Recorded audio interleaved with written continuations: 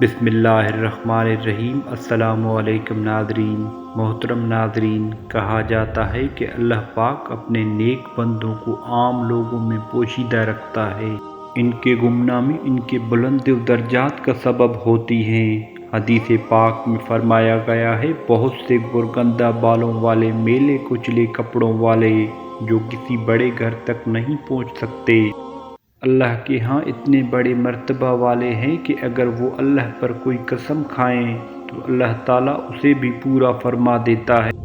محترم ناظرین، ایک عارف باللہ کہتے ہیں کہ ہم عراق سے مکہ مکرمہ اور رسول کریم صلی اللہ علیہ وآلہ وسلم کے شہر مدینہ منورہ کے لیے نکلے۔ ہمارے قافلے میں بہت سے لوگ تھے۔ ہم عراق سے نکلے تو ایک عراقی شخص بھی ہمارے ساتھ چل پڑا۔ اس کا گندمی رنگ کثرت عبادت کی وجہ سے زرد ہو چکا تھا۔ اس نے پیوند زدہ ایک پرانا لباس پہنا ہوا تھا۔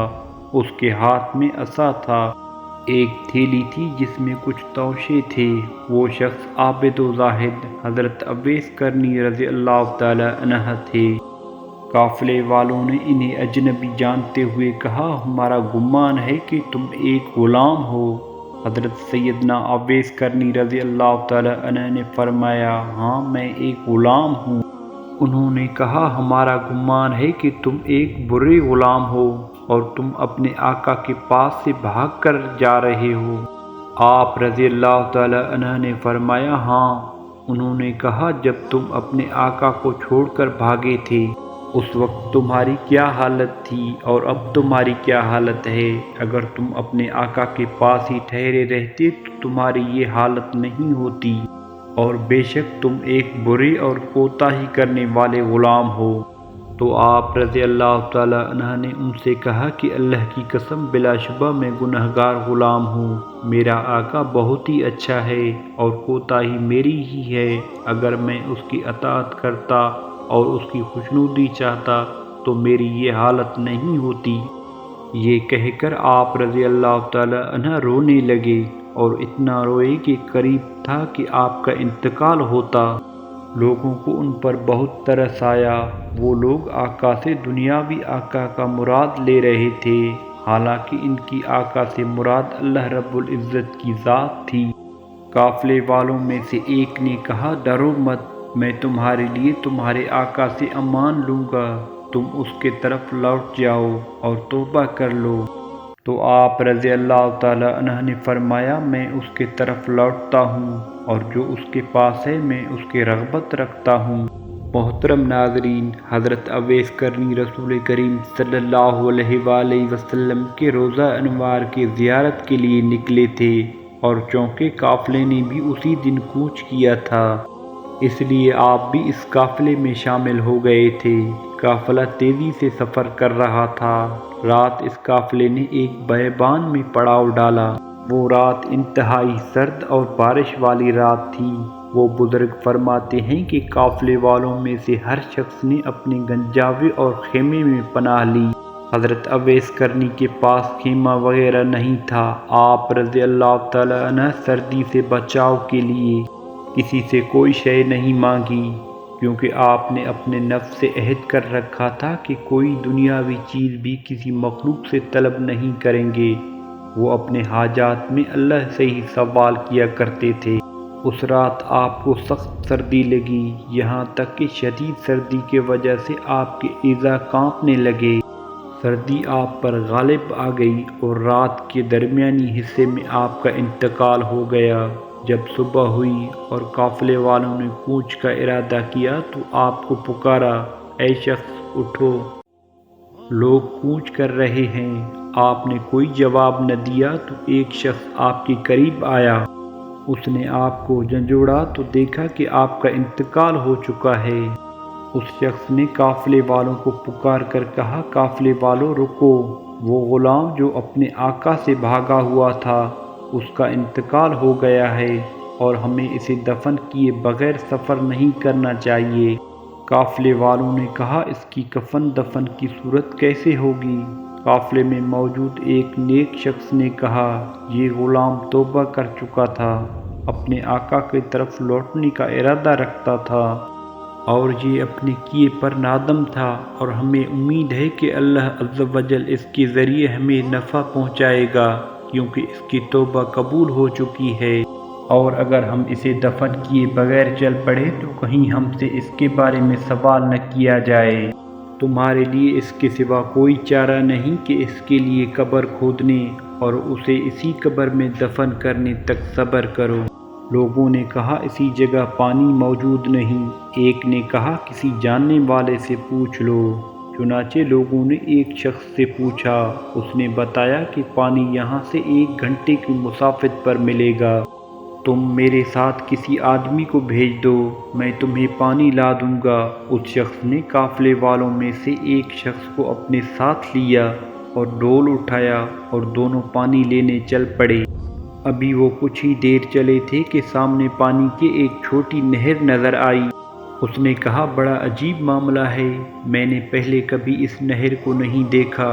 یہ تو وہ جگہ ہے جہاں پانی ملتا ہی نہیں اور نہ ہی کسی قریبی جگہ میں پانی ملتا ہے۔ محترم ناظرین، وہ شخص قافلے کی طرف لوٹ آیا اور قافلے والوں سے کہنے لگا تمہاری مشقت ٹل گئی، لکڑیاں جمع کرو۔ تو انہوں نے پانی گرم کرنے کے لیے لکڑیاں جمع کر لیں۔ پھر جب پانی لینے کے لیے نہر آئے تو دیکھا کہ نہر کا پانی گرم تھا۔ ان کے تعجب میں مزید اضافہ ہوا۔ یہ معاملہ دیکھ کر شرکائے قافلہ حضرت اویس کرنی سے مرعوب ہو گئے اور کہنے لگے بے شک یہ شخص بڑے عظمت والا ہے۔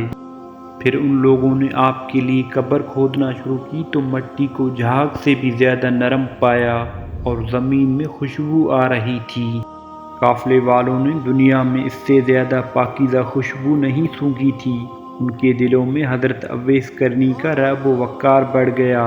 آپ کی قبر کی مٹی دیکھنے میں عام مٹی کی طرح تھی، لیکن سونگھنے پر اس میں مشک کی خوشبو آ رہی تھی۔ ان لوگوں نے آپ کے لیے ایک خیمہ نصب کیا اور آپ کے جسم کو اس میں منتقل کر دیا اور آپ کے کفن کے معاملے میں بحث کرنے لگے۔ ایک شخص نے کہا کہ انہیں کفن میں دوں گا، دوسرے نے کہا میں دوں گا۔ پھر جب ان سب کی رائے اس بات پر متفق ہوئی ہر شخص کفن کے لیے ایک ایک کپڑا دے، پھر ان لوگوں نے کاغذ اور قلم لیا اور آپ کا حلیہ اور صفات لکھنے لگے اور آپس میں کہنے لگے انشاءاللہ ہم مدینے پہنچیں گے تو شاید وہاں ہمیں ان کا کوئی نہ کوئی جاننے والا مل جائے۔ محترم ناظرین، حضرت سیدنا اویس کرنی رضی اللہ تعالی عنہ کو غسل دے دیا اور پھر کفن پہنانے کے لیے آپ کے لباس کو اتارنا چاہا تو آپ کو جنتی کفن میں لپٹا ہوا پایا۔ دیکھنے والوں نے کبھی ایسا کفن نہ دیکھا تھا۔ اس کفن پر مشک و عنبر لگا ہوا تھا جس کی خوشبو نے فضا کو معطر کر دیا تھا، اور آپ رضی اللہ تعالی عنہ کی پیشانی اور قدموں پر مشک لگے ہوئے تھے۔ محترم ناظرین، قافلے والوں کو حضرت اویس کرنی کو اس سخت سرد رات میں تنہا چھوڑنے پر سخت ندامت تھی۔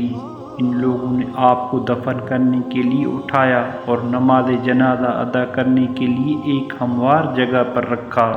جب ان لوگوں نے تکبیر کہی تو آسمان سے زمین تک، مشرق سے مغرب تک تکبیر کہنے کی آواز سنائی دی تو ان لوگوں کے کلیجے دہل گئے اور آنکھیں پھٹی کی پھٹی رہ گئی۔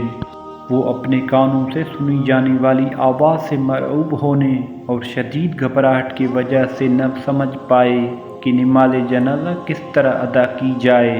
پھر جب انہیں قبر کی طرف لے جانے کا ارادہ کیا تو اٹھاتے وقت انہیں یوں محسوس ہوا کہ حضرت سیدنا اویس کرنی رضی اللہ تعالی عنہ کا جسم کسی اور مخلوق نے اٹھا رکھا ہے اور آپ کا وزن کندھوں پر بالکل محسوس نہیں ہوا۔ آپ کو دفن کرنے کے لیے قبر کی طرف لائے اور آپ کو دفنا دیا۔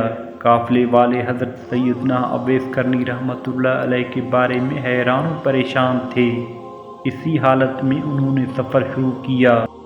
واپس پلٹ کر لوٹے تو کوفہ کی مسجد میں آئے اور وہاں لوگوں کو آپ کا واقعہ سنایا اور وہاں حلیہ بیان کیا تو حلیہ بیان کرنے سے لوگوں نے آپ کو پہچان لیا۔ مسجد میں رونے کی آوازیں بلند ہوئیں۔ اور اگر آپ کے وصال کے بعد آپ کی کرامات ظاہر نہ ہوتے تو حضرت سیدنا اویس کرنی رضی اللہ تعالیٰ عنہ کے انتقال کی خبر کسی کو نہ ہوتی، اور نہ ہی آپ رضی اللہ تعالیٰ عنہ کی قبر انوار کا علم ہو پاتا۔ آپ رضی اللہ تعالیٰ عنہ لوگوں سے پوشیدہ رہا کرتے تھے۔ اگر ویڈیو پسند آئے تو اس چینل کو ضرور سبسکرائب کریں۔ جزاک اللہ خیر۔ السلام علیکم۔